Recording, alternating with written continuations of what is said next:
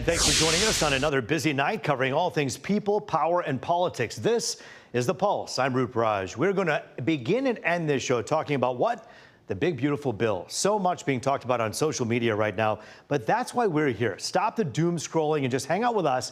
What the bill means, how it'll affect all of us. We're going to break that down for you coming up here in just a moment. Senators passed the bill, setting up another showdown in the U.S. House. We're talking about the next steps with Oakland University political science professor Dave Dulio. Plus, attorney Pat Simasko answering your questions about the future of Medicaid with this bill. And a former U.S. ambassador to Ukraine now trying to be a U.S. representative. We're talking with Bridget Brink about her bid and her message for you. All of that's coming up tonight. And you saw the budget battle, and it'll be obviously a very key focus on our show. But right now, we want to get you up to date on some of the other big stories we're following right now.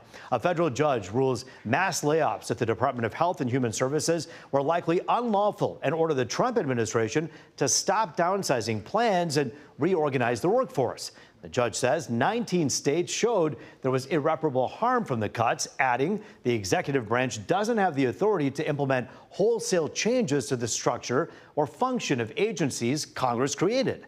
The order blocks the administration from finalizing layoffs or issuing further firings. The department says it is reviewing this ruling right now.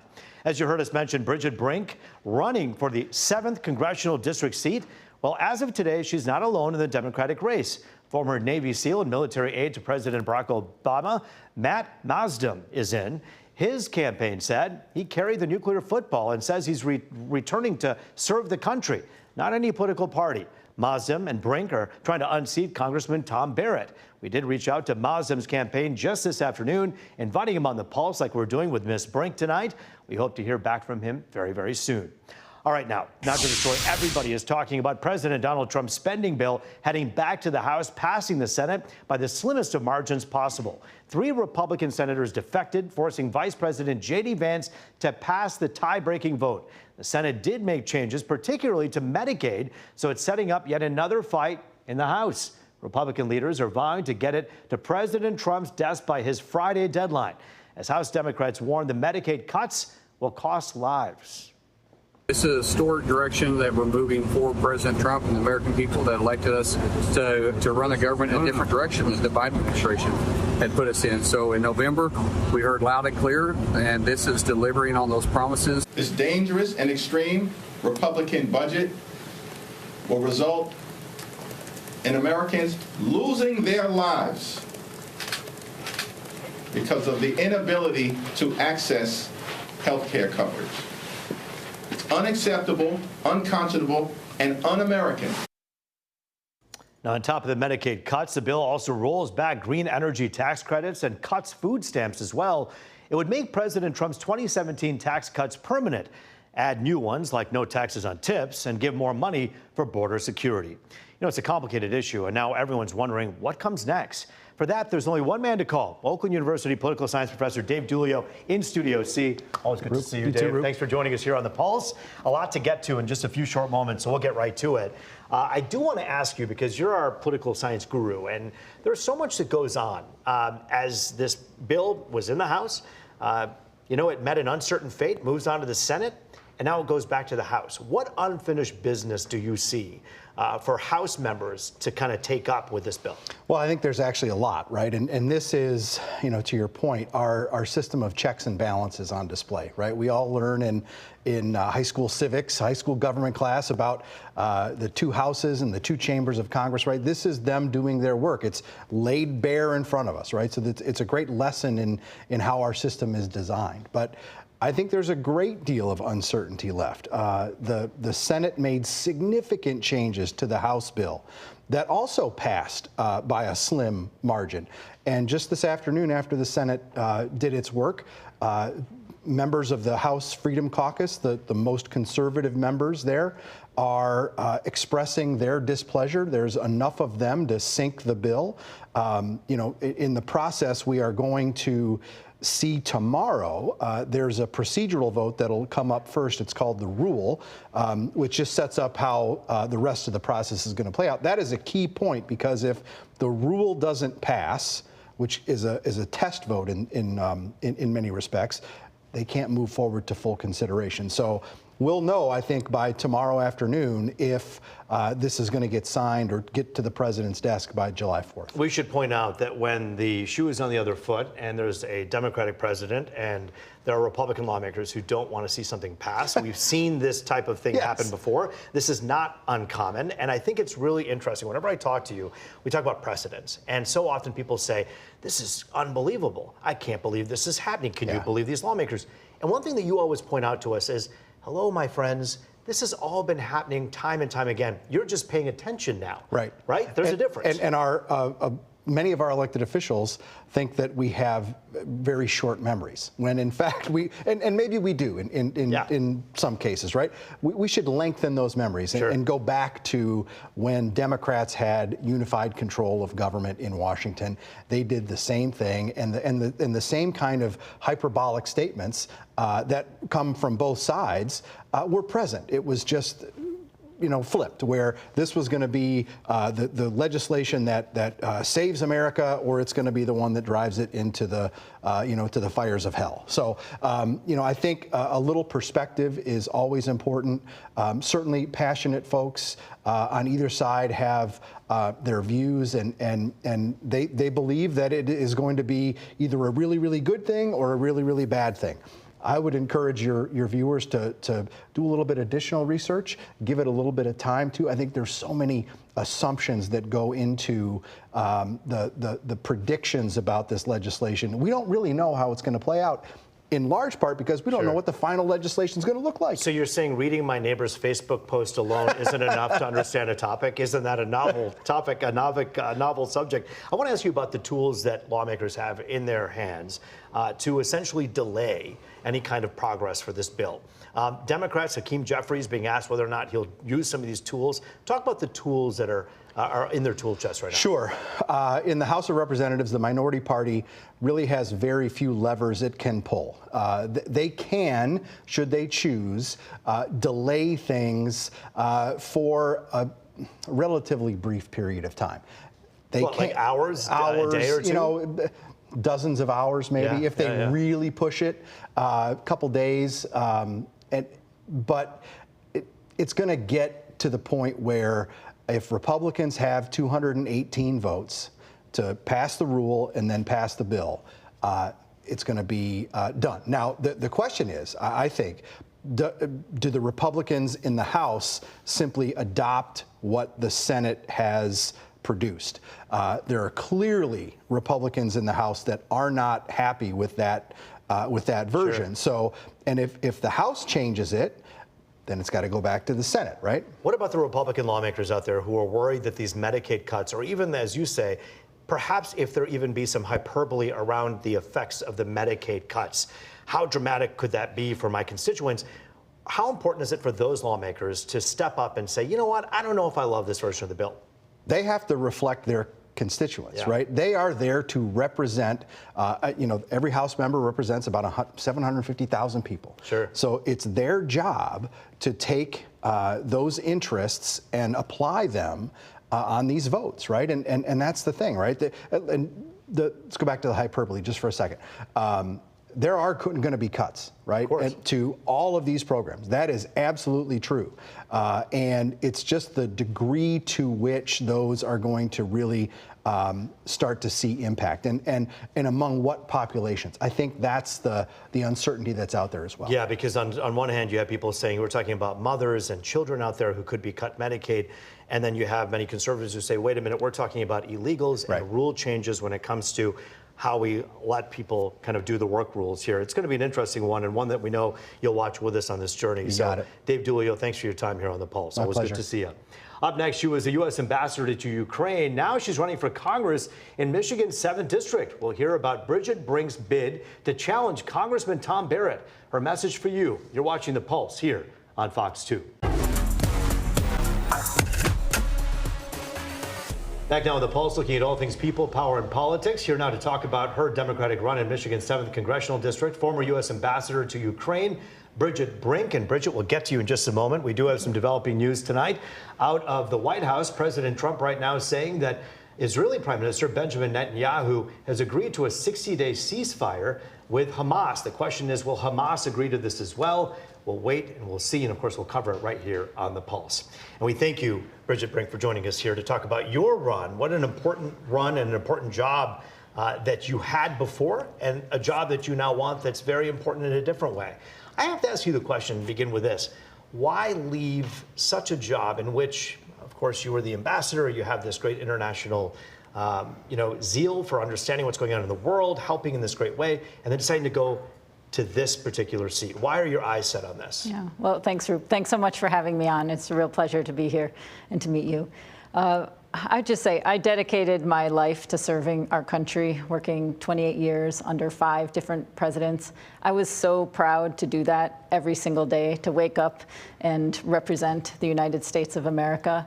And I resigned from my position as U.S. ambassador in Ukraine because I couldn't stand by while we were appeasing Russia's Putin as it was trying to change borders of Europe by force and take over a sovereign country. And so when I thought about what to do, I decided with my family to come back to Michigan and to think about how I could continue to serve. And what made the most sense was to try to run for the 7th Congressional District and try to help flip the House. My campaign has just launched. We've just gotten started. But our focus is going to be on how to make things more affordable and make life easier for working families, about how to protect earned benefits for people, and how to defend rights and freedoms. Because what I believe in is a country that's about opportunity for everybody. When you look at the big, beautiful bill, if you were sitting in the House right now and you actually had the job that you're running for, and the bill was heading towards you, what would be the first thing that you would try to do to improve this bill? And what are some things in the bill that you actually think are good? Well, I think, first of all, it's a big, ugly bill, a terrible bill. And I think there are so many things that are problematic. Number one, the loss of health insurance for so many people, but including in my district, 25,000 people, a huge percentage of whom would be children. So you believe that children that are innocent children out there will be stripped of their Medicaid because of this bill? That is what all analysis says, and including in the district in which I am running. This is going to be very devastating, not only on individuals who rely on Medicaid, but also on, for example, rural hospitals. And I was just at a protest at a free clinic in Lansing on the weekend, where it was very clear from the doctors there, very well-respected people who are working hard just to help other community members stay healthy, would lose the money that they would get from the federal budget in order to help individuals in need. Now, that's problematic for all of those individuals who would lose health care. But it's even worse than that, because what we all know is that these same people will get sick and need help. And they will have to be treated, and someone will have to pay for that. So that's going to have to come out of the Michigan budget. It will blow a hole into the Michigan budget. And it will also mean that prices and insurance prices for everybody will go up. When you look at the analyses that you're looking at from different groups about who's going to lose health care here, there are so many conservatives out there, even from Michigan, who would say, wait a minute here, we're not looking to take Medicaid away from innocent moms and children. We're looking to change the rules a little bit so that people have to report back, and these work rules that are so important. Do you agree with any of the work rules that are being put into place by this administration that says people should be working if they can, if they're able-bodied? Is that an important rule for you in this As bill? I understand the way it's written, it makes it incredibly difficult to keep your benefits and cumbersome. I completely agree with government efficiency. I worked my career in government, and I found myself many ways to make government more efficient. But I think that's not the goal. As it appears to me, and as I saw when I was working in government under the Trump administration, instead of making things more efficient, we're destroying things. We're destroying agencies. We're taking down programs and departments that many people rely on. Now, could we make them more efficient? Absolutely. But to do that, you need a strategic goal. You need to think about what the downstream impacts are of things that you're doing, and you need to carry it out in a measured way that is smart and saves the good of what we're trying to do. I want to end with talking about the border and the crisis that has been there far longer than Trump was in office, Obama was in office, and Clinton was in office. We're talking about going way back. Do you think that this administration, not with the deportations, but rather the sealing off of the Swanton sector, for instance, 300 miles of that wall, do you think this administration has done a good job of securing the border? Well, I think for our state, for Michigan, but also for what people I think in the 7th districts care about, it's not as much a focus on the immigration issue, but a focus on the tariffs and how that affects our northern border and our relationship with Canada. And there again, we have reckless tariffs that are slapped on our best friend and neighbor to the north, but even more importantly to that, the largest trading relationship we have from Michigan is with Canada.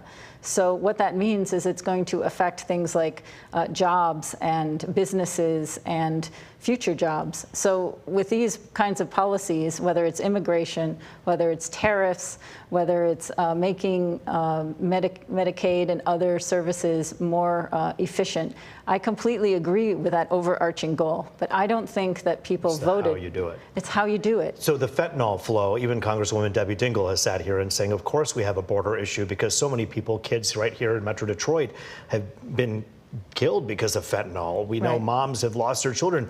So the border is important to so many people here in Metro Detroit, as tariffs are as well. Exactly. Do you think that there has been some good movement, forward-thinking movement in that regard? I think that we have identified that there are big problems. And I think one of the biggest problems is that we're unable to find a way forward in Washington that actually delivers for the district. I think this is, or the state, and I think this is why people are unhappy. And having spent a lifetime working on the toughest problems, in the hardest issues in a war zone, I wanted to come back and serve in a way where we could have common sense approaches to actually solving problems and to help people of the district, of the state, and our country. And I'm really proud to run for this office. This election and the office that you're running for and what's going to happen is consequential. And so it's so important that the voters on the other side of that camera listen closely to all of the people who want that job and make a decision when it's time to hit the ballot box. Bridget Brink, good to see you. Thanks for joining us here on The Pulse. Thanks, Rube. Nice to meet you. We'll talk to you soon. Well, we're picking up the Medicaid conversation after the break. Attorney Pat Simasko, elder law attorney, taking your questions. You're watching The Pulse here on Fox 2. Thank you.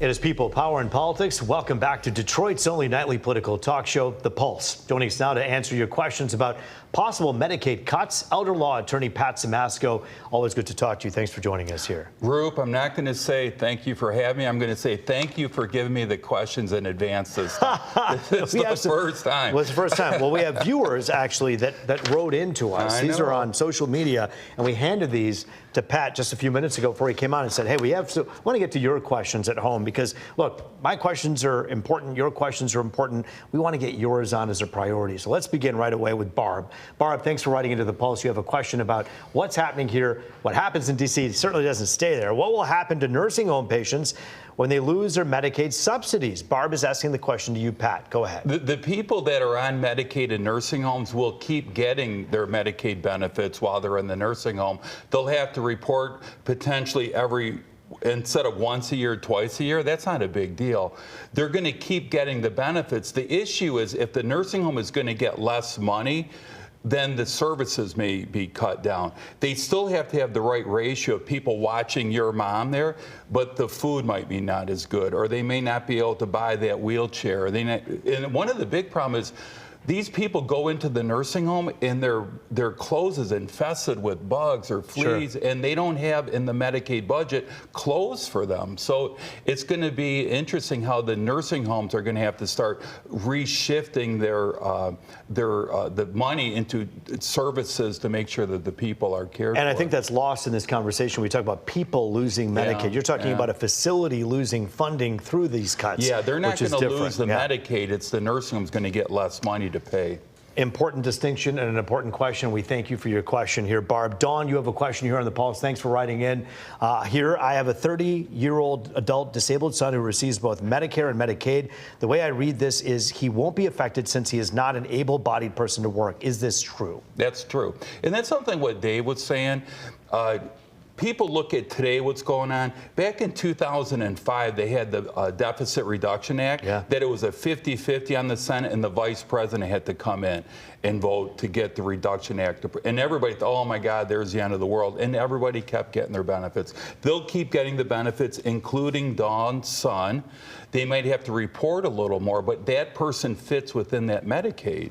The second question there was, I work part-time since a lot of my time is taking care of my son. I'm a single 57-year-old woman eligible for Medicaid myself. She goes on to say, I'm primarily my son's caretaker. How will this affect me? So mom's asking about her now. Right. So you have to work 80 hours a month with like going to school or working or charitable type stuff, but she may be considered an exempt caregiver. You can't hire someone to replace her, so she'll be still getting the same benefits, and she's probably the one that won't be affected at all. Sonia, we thank you for your question here on the Pulse. Some great questions coming in from our Pulse viewers.